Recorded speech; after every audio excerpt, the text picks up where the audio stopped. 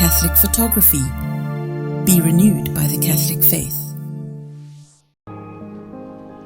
Unless you eat of the flesh of the Son of Man and drink of his blood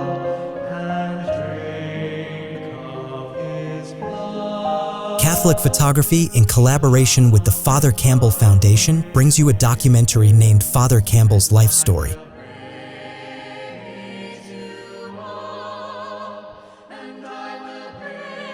The journey to meet the Pope started last Christmas at our annual Christmas choral concert for the lepers. When I mentioned to everybody present that this year, 2024, was my 50th anniversary of my work with lepers in Weija and in Ghana. And I asked for sponsorship. If somebody would sponsor me to come to Rome to meet His Holiness Pope Francis. I've always dreamt of meeting this man, just to shake hands with him. A man who's always serving and loves the poor and the needy. A man who talks all about making sure that we look after the poor and the needy. I just wanted to shake his hands. So I said, it would be nice for me at my 50th anniversary to be able to just go along and shake his hands. That's how it all started last year. So the next morning after the concert, I had a phone call. He said, Father, I will sponsor you. I will go with you to Rome. That was the beginning of my journey to Rome to visit the Pope. So it started last year in January. We started planning. We went to see the nuncio. He told us to get a letter of recommendation from Archbishop Kofi. We went to Archbishop Kofi, and both of them sent their letters of recommendation on to the Secretary of His Holy Father. Then I got a letter from the nuncio stating that permission has been granted for me to meet the Pope. He sent me a copy of a letter from the Secretary to the Pope that a private audience was being arranged for me and that I would be able to meet the Pope personally in the Vatican, and I was thrilled. I couldn't believe it when I read the letter and it said a private audience with His Holy Father. So that's how it all started. And then on the day itself, I wore a new black cassock. I haven't worn a black cassock since I was in novitiate and first vows. I wore my black cassock and we went to visit the Pope. I was just on edge. I'm going to meet somebody I've admired, somebody I've looked up to, somebody who's always inspired me to help the poor and the needy. And we went into his library.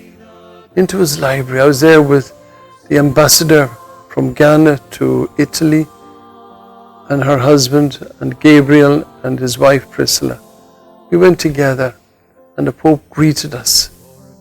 I said, let's take a photograph before we start. And he said, now, all smile now. He said, smile, everybody smile. And that broke the ice.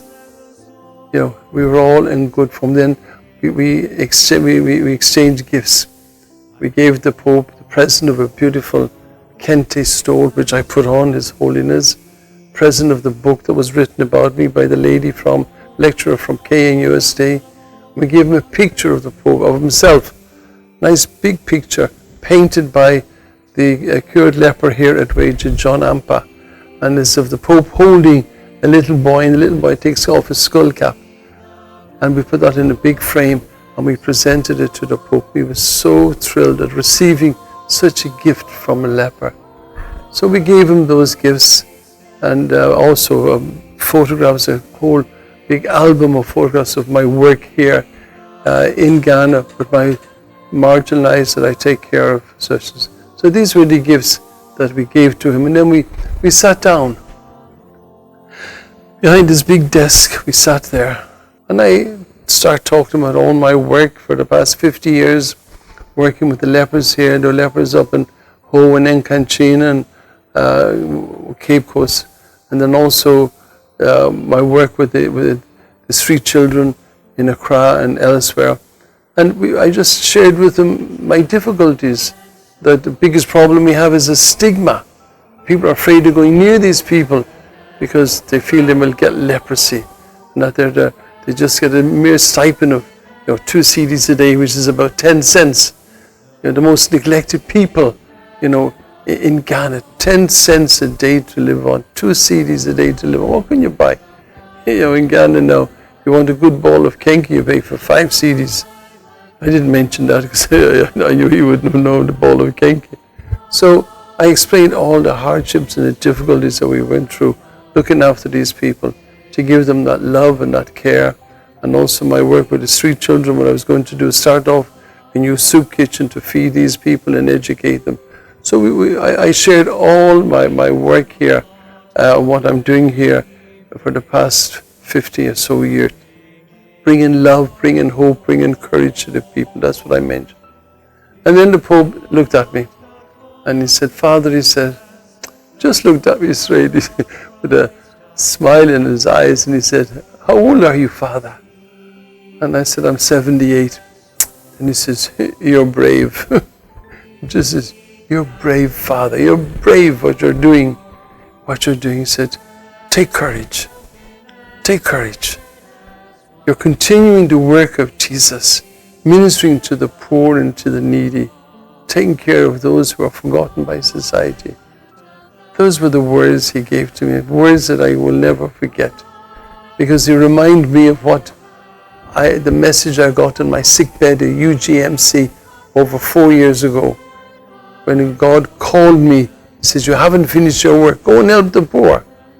So they related to each other, and that's the experience I had with this wonderful man. It was just awesome. Just like talking to a saint. He was so fatherly, he was so loving and so caring. And then he gave us all a pair of rosary beads each. And then we just took photographs after that and then left. But it's made such an impression on me. I still feel like it's a dream, that it's had such an impression that somebody who cares about the poor, somebody who loves the poor, and somebody he wanted to share with me. And, when he said, be brave. He knows me, what I go through, the challenges I get sometimes, the difficulties I have. And I thought they were real words of encouragement, words of support, that a lot has to be done, but don't give up. Continue the work which you're doing, because it's not easy. Not everybody sees it the way I see it. Not every priest sees it the way I see it. They see it differently, but I see it maybe in a different way than they do. And sometimes it's hard. It's hard to get that across. We have the poor and needy all the time. So what can I say? It was such an awesome, wonderful experience just to sit down and chat with the Pope. Sit down and share with the Pope. Sit down and listen to his words of advice and his words of encouragement. All I can do is to say, thank you, God, for such an opportunity. Then afterwards, taking the photographs, just standing beside him, linking him in the arms, we just smiled. He just smiled and said, God bless you, Father. This is an experience of a lifetime.